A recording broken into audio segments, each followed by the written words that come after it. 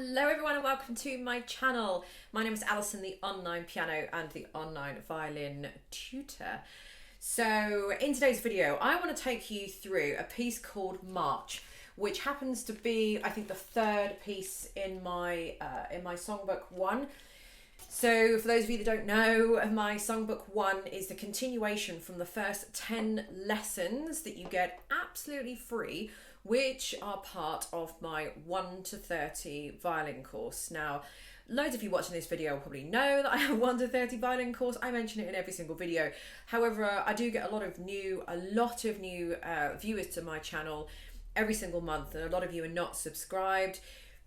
Why not subscribe? Because I release videos every Friday with loads of good tutorials and things like that. But for those of you who don't know, I have a 1 to 30 violin course, which is 100% guaranteed to take you from a complete beginner to a very, very decent and accomplished intermediate player. What that actually means is it will take you from nothing, so you can't read music, you've never even seen a violin in real life before, nothing. My books, my book course and my books will take care of all of that. But it will take you to a very decent and accomplished intermediate player. What that means in kind of real terms for you guys is that it will take you to a very satisfactory level that will sate you to a point where, you know, you'll have learned enough. So it will take you through all of that theory and all of that stuff and everything that you need to know. So you've pretty much covered everything you need to know in music. There'll be nothing more to sort of physically learn. The next step up from my 1 to 30 violin course would then be finessing. So it would be, you know, when you see those kind of world-class violinists, and you know they're just taking everything to the next step. So we're kind of talking like master degree level kind of thing. You know, so when you're at school, you learn everything that you need to learn. Then you go to university. Then when you finished university and get your degree, you'd then go on and do a master's degree. And the master's isn't necessarily going to teach you anything more or anything new.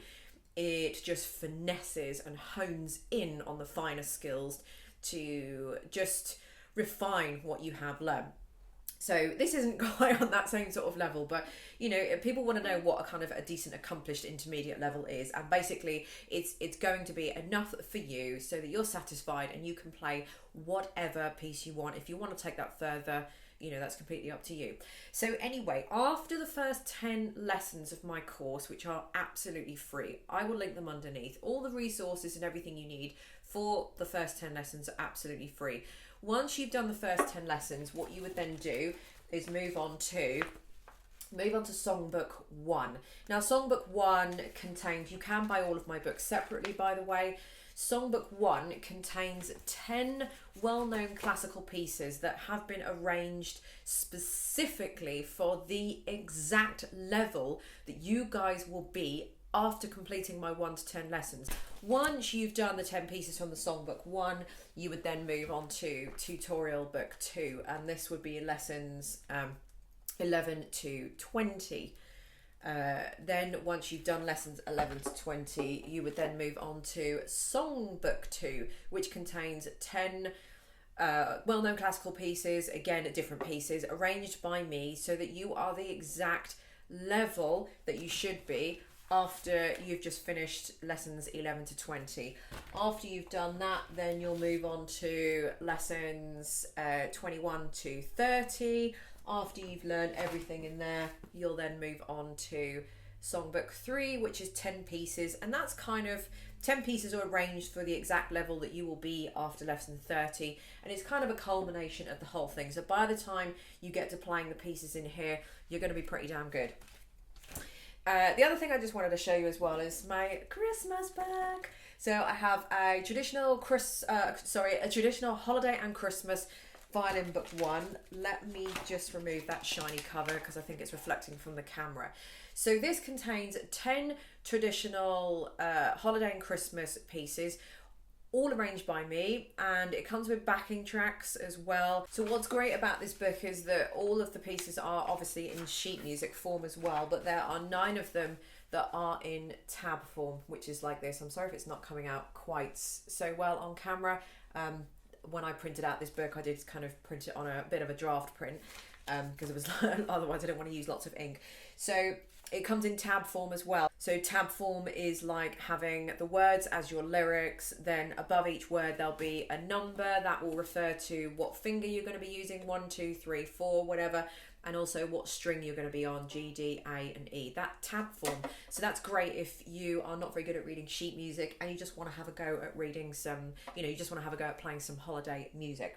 So getting back on to the video, I wanted to just go through March, which is probably one of the pieces that I get the most comments about under the videos. I think you guys find March very difficult, and I just wanted to go through a little bit more about why you might be finding it difficult, and maybe just give you a little bit more of a help as to try and kind of just get really good at it. I think it's a lot to do with the jumps on the strings as well. There are a few kind of surprise finger movements that you've got to do as well, and it's quite heavy on bow skill and bow technique. So a lot of you are very weak at moving the bow and stopping it and dragging it across strings.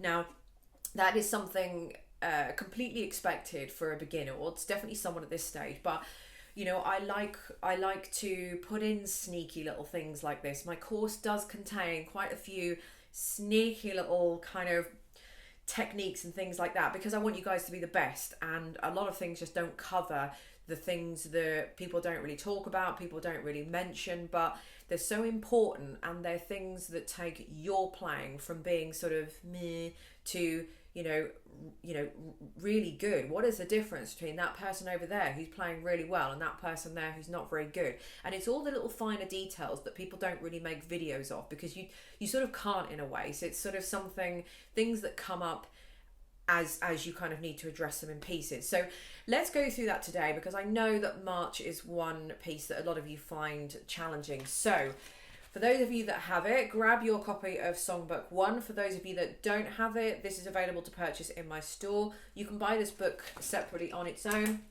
or you can buy it with all of the other books as well in a bit of a bundle, and it saves you a bit of money if you buy the whole course altogether. The whole course is designed to be used all together, but obviously just for financial reasons you can buy the books individually as and when.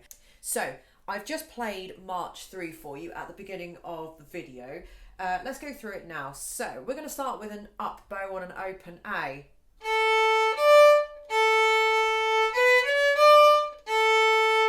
Okay, so the first thing I did there, and by the way, this is going to take your playing for March next level. So the first thing I did there was, and stopped the bow after that D.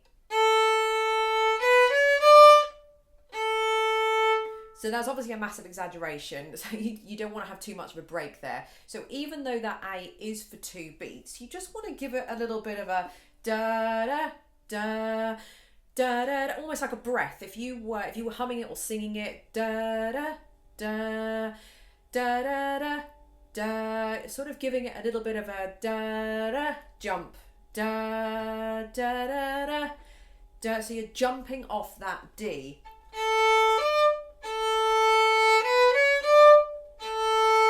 Doesn't really matter whether you do it sort of in all in one bow or not, or separate bows.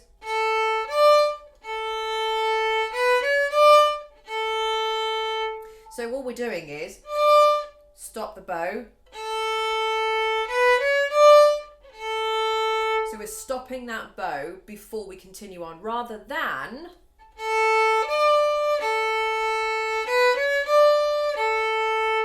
so that doesn't really have much character and much kind of doesn't really have much anything to it. So let me just play that bit again for you. So this is just probably as you guys would play it, no disrespect to anyone out there, but obviously this is a difference between your playing, this is what you're here to learn, and this is a sort of thing, this is a sort of thing that I like teaching, because it takes the playing from just sort of ordinary to extraordinary. So this is just plain old, the first 2 bars or the first 2 measures.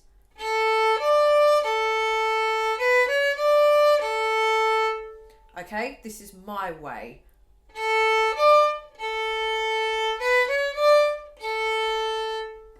Much more brighter, much more lively, and just a little bit more to it. The other thing as well I did was, when I played the B and the C sharp, kind of separated those notes a little bit rather than dragging them. It's a very, very subtle difference.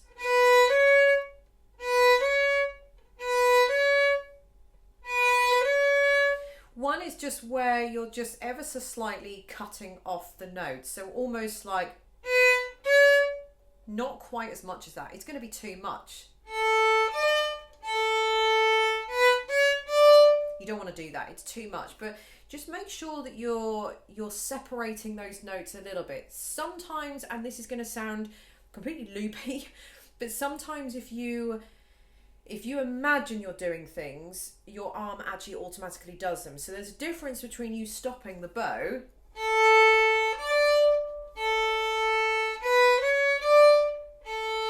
there's a difference between you physically having to stop the bow to get that da da da, you know, to get that little break there, and then trying to actively do something like separate the B and the C. It's just going to be too, it's going to be too staccato, it's going to be too individual. So sometimes if you can just imagine that in your head, it does come off and reflect in here. I don't know how it does it just does, but if you are aware of these things, you kind of subconsciously project them and do them. That sounds absolutely mental, I get it, but trust me, it does work. I've been teaching that. I've been teaching like that for years and saying things like that to students. But even me, I don't feel there's enough. You know, I don't want you to separate that bow because I know you're not going to get it right. But if you're just aware that you need those notes to be separated, there's something that you will do, some very small nuance that you will do in your arm to just separate those notes enough to give them exactly the right amount of separation that I'm asking for. Okay, so let's move on. So at the end of measure 2,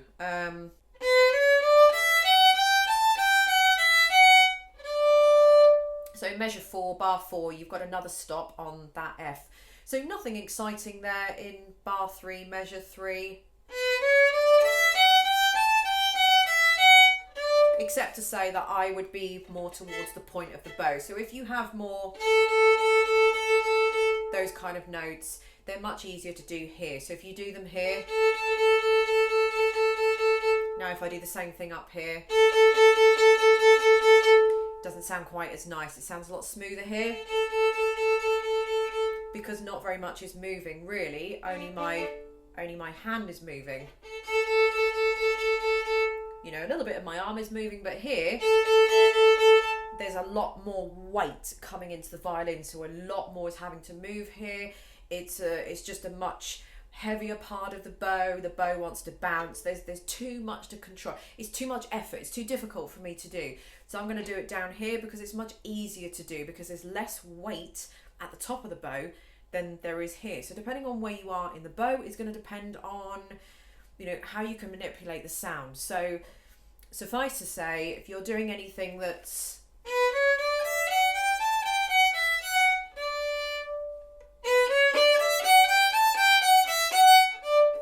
too much, too laboured, it's too heavy, it's too thick, sounds like you're dragging it through mud, no good. We want it to be nice and airy. This is March. This is a march by Bach. How it would have been played hundreds of years ago would have been da da da da da da, nice and light, nice and airy, nothing thick, nothing heavy, nothing laboured, nothing like, you know, you're kind of trying to wade through double cream, you know.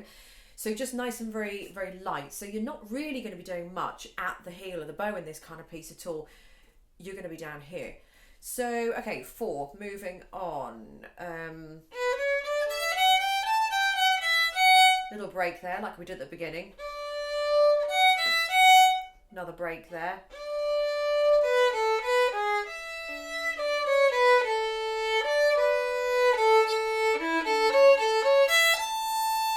So notice where I am in the bow. I'm always here because it's a lot easier. So this is where we start getting a lot of string crossings. Easy to cross a string here and not hit any other strings. Much harder and laboured up there. Nothing about this piece is laboured. I don't want to see you really any lower than the middle of the bow. Maybe there's an odd exception here and there, but ideally you want to be from the middle of the bow. So from here to the point. Middle to the point. That's the, you know, 90-95% of where you're playing is going to be. So at five, between 5 and 6, you've got a little bit of a G sharp there and a fourth finger for the E.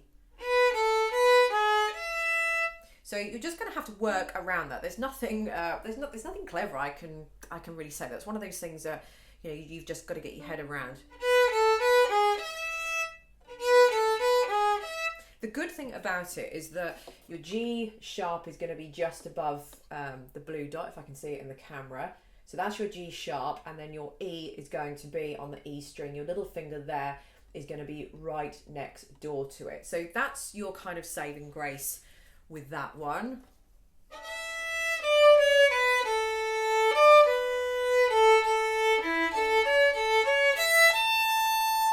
So again, nothing really exciting to say there. Just keep the bowing nice and loose, nice and airy, nothing kind of too sustained. We don't want that, we want a bit of air in between. Yeah, so we just want to keep it nice. Almost slightly separated rather than... Again, there's a very subtle difference there that I probably doubt is coming out on camera. But again, if you just imagine just keeping your arm nice and light, separating each of those notes, it's going to make a world of difference, I promise you. Alrighty, so moving on to bar 10 or measure 10. So this is pretty much the same as the beginning in terms of like the rhythm and how we talked with the bow.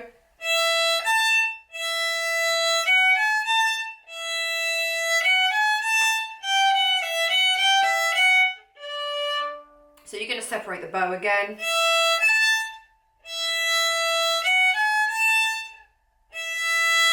Obviously not quite as much as that, but just so you get the idea. Now here the fingers are getting in a bit of a muddle because 1 minute you've got a G sharp, so it's stretched right next to where the third finger would go, and in the very a note after that, your second finger is going to be back. So for the G sharp in 10 at the end of 11, you're going to be here. You're going to be right under where the third finger would normally sit. Then you play that third finger for the A, and then your second finger needs to shoot really far back. Da da da da da da da da da. So that's where your second finger is going to be. Back. Okay, now all this bit here, you're just going to have to just hash out yourself with the notes. So there's not really much I can do to kind of help you with that as such, but what I would suggest is that you just start slow and just build it up.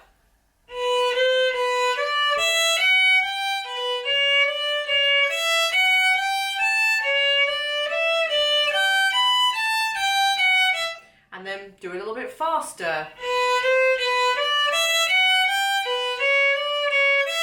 And then a bit faster. And then a little bit faster. Obviously, at each speed level, you want to be playing it through about 6 times at that speed. Then when that's going well, increase it a little bit more and do that 6 times. Do not increase speed until your 6 times are perfect. When you're doing things like this, you've got to be really, really methodical. So, it's almost like I kind of make them into kind of little OCD games with myself. So if I was working on this, I would do it real slow. So slow that, like I just want to die it so slow.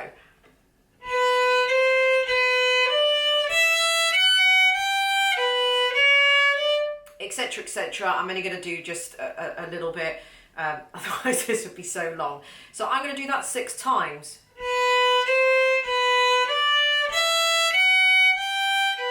And then another time, so this is the 3rd time. And so on until I've done 6 times. Now, assuming I've done those 6 times through, everything is perfect, no problem, I'm going to increase it a little bit, the speed. And then do it a 2nd time. Etc, etc, etc. So do that 6 times. And assuming all of those 6 were correct, I'm going to go up a level in speed. Do that another 6 times assuming that all those 6 are fine, do it until you might get to a point where you're going so fast that your fingers are just getting in a bit of a muddle. Now, if that's the case, you want to take it back a little notch and keep doing it 6 times until it's perfect. So, do you see what I mean? So you're kind of making a game out of it. The only way that you're going to crack anything like this is to spend probably a good 20 minutes to 30 minutes just doing that. And that's the only way you're going to do it. And I think people are just not spending that time on it. I could easily, 20 minutes would fly out of the window on just those 1, 2, 3 to 4 measures or 3 to 4 bars. Easily 20 minutes just doing that, if not 30 minutes. So mistakes that people make are they just don't go over it enough and they wonder why they can't play it. Have you spent 30 minutes a day doing that exact method? No, I haven't. Well, then you're not going to get it. How else do you expect to kind of get good at that? Just playing it through once or twice isn't going to do anything. You might as well just not bother. You might as well just pack the violin away and just go and have something to eat or just go and do something else. So the only way you're going to accomplish little kind of tricky bits where, you've just got to get your fingers around the notes is to do it that way. Is to isolate those 4 bars and just hash it out for 30 minutes. That's it. So you'd come in, you'd do that for 30 minutes. You haven't even touched the rest of the piece. Now that is practice. That is going to get you much further in this book and in your playing and make your playing a lot more precise than just doing anything else. And I bet you anyone that is watching this video that has played March, maybe you're on book 2 or book 3 or whatever, but think back to when you were doing March, or those of you that are doing March now, or maybe those of you that are coming on to doing March. I'll bet my entire violin channel that not a single one of you has done that. Not a single one of you has isolated those 4 parts and done it exactly the way that I've said, because I can guarantee if, after 30 minutes, I guarantee that you will have nailed that section. So that's the only way to kind of accomplish and get over things like that. What also that means is that when you have something similar in another piece, you can attack it a very similar way. I just use this kind of method for practicing for any piece where I've got anything like that. Start super slow. Don't start at the tempo it's supposed to be. Start underneath that, because if you can't even do it at that speed, you definitely can't even do it at a slower speed than normal, or even the normal kind of final speed if you want. So it allows you to do that, but also when you come to trickier passages that are similar to this in other pieces, you assimilate them a lot quicker because your fingers are used to kind of moving in that kind of way. So those of you that haven't done that, shame on you. So let's move on to, I think we're on 17.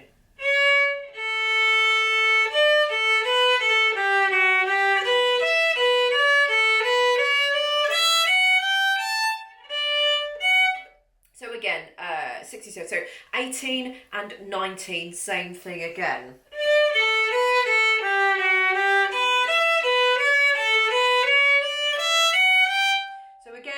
Keep the bows nice and separate, nice and airy, a little bit of space between them. And again, if your fingers are getting in a bit of a muddle with those, just go back and practice those 2 bars or those two measures individually, like what I was just talking about. Moving on to the last few bars or measures.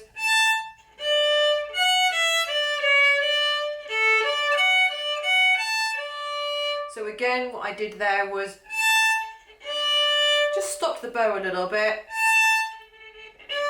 before I moved on.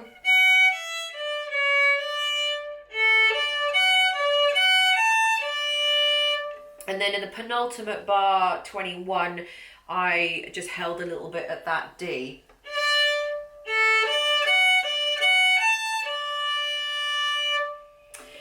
And there we go. That is March for you. That's how I would approach March. That is exactly how I would teach March to a student. That's exactly how I would prepare a student were I to have them kind of, here in my studio. And that's how I would get their playing from being kind of, substandard to really good. So there are 2 different ways of playing March one is obviously going to be better than the other. So if I played it completely plain, for example,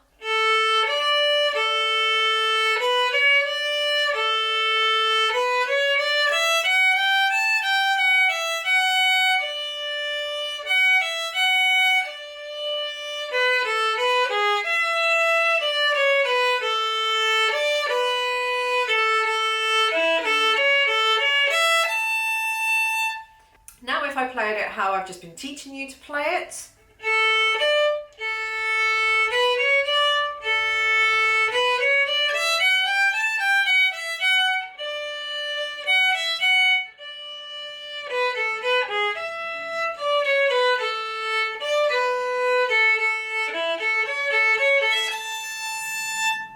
so it's a very subtle difference, but it's there. And for a lot of you listening, you might sort of really not notice too much of a difference, but I promise you, your ears would notice the difference because something just wouldn't be right about it. The problem is that those of you who are not used to the kind of finesse of things, playing with such detail and adding these kind of things in, your ear can't assimilate exactly what it is that I've done and that I haven't done. So I've been playing for years and years and years and years, and when I listen to a piece of music or I hear another professional play, I can tell you exactly what position they're in, I can tell you what bowing they've done, I can tell you all the little nuances they've done because I can hear them, my ear can recognise them.